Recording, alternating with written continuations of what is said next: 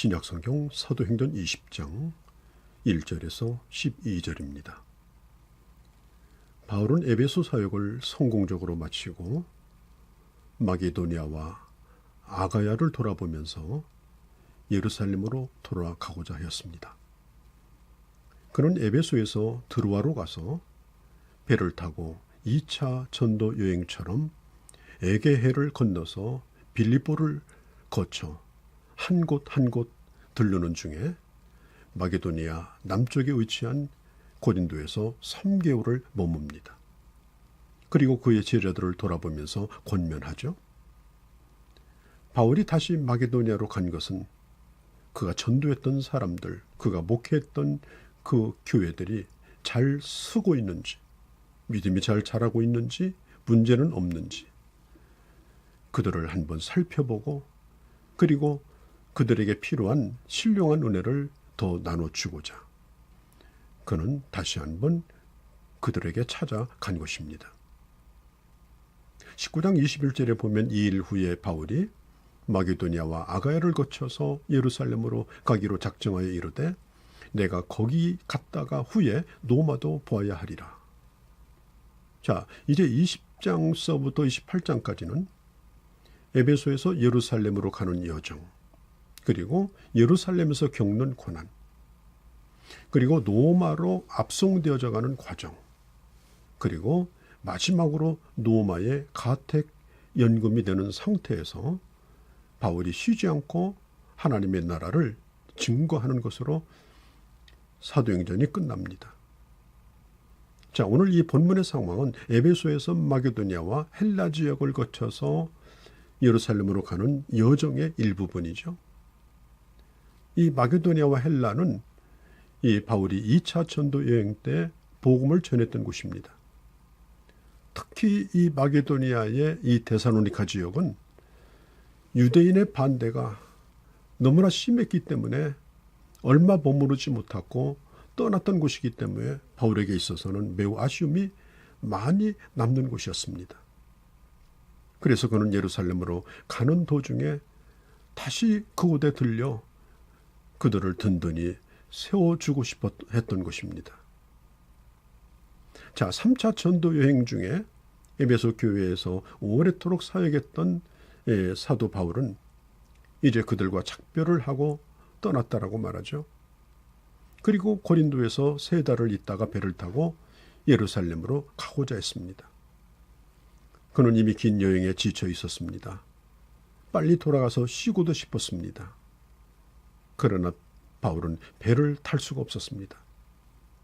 왜냐하면 바울을 죽이려고 하는 사람들이 이미 항구에서 그를 기다리고 있었기 때문입니다. 그래서 바울은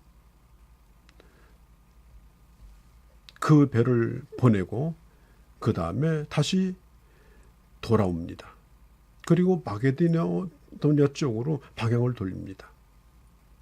뜻밖의 일정이 변하고 온 겁니다.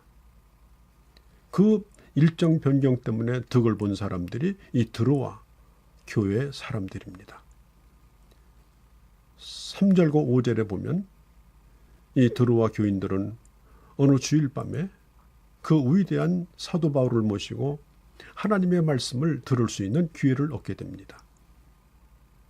참 하나님의 일이 어떤 때는 막히기도 하고 어떤 때는 뚫리기도 합니다. 하나님이 일하시는 방법은 우리가 다 할 수가 없습니다.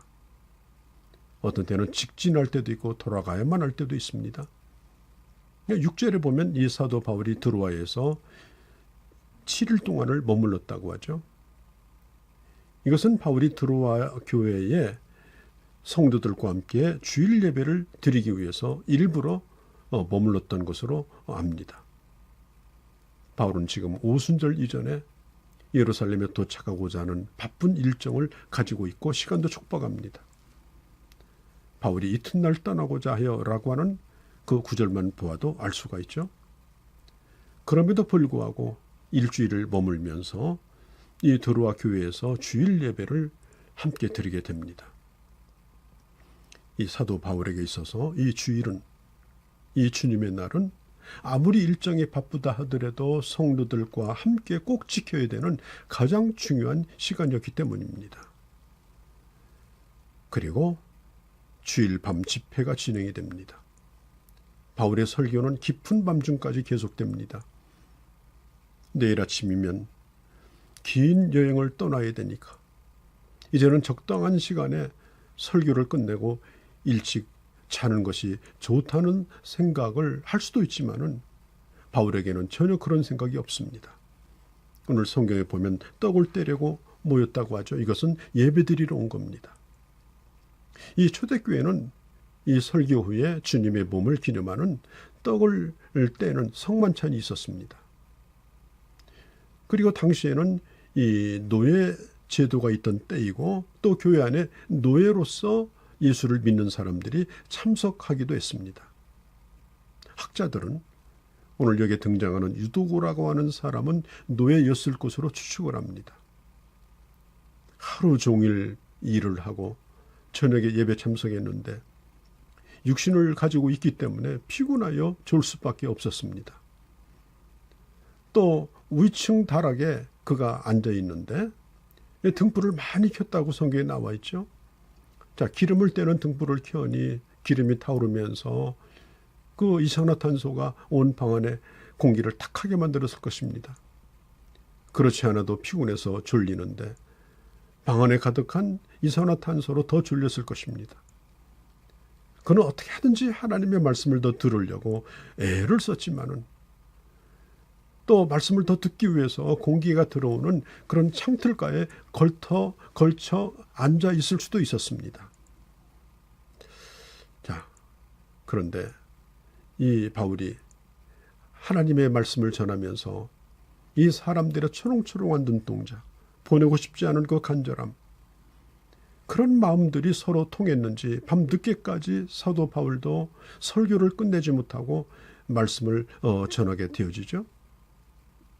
여러분, 이게 바로 교회 아니겠습니까? 그런 열정을 가지고 말씀을 전하는 사람, 또 그런 간절함을 가지고 하나님의 말씀을 듣는 사람이 있으면 그게 바로 교회입니다. 그런데 이 드로아 교회의 이 체라 집회에서 아주 특이한 사건이 생깁니다.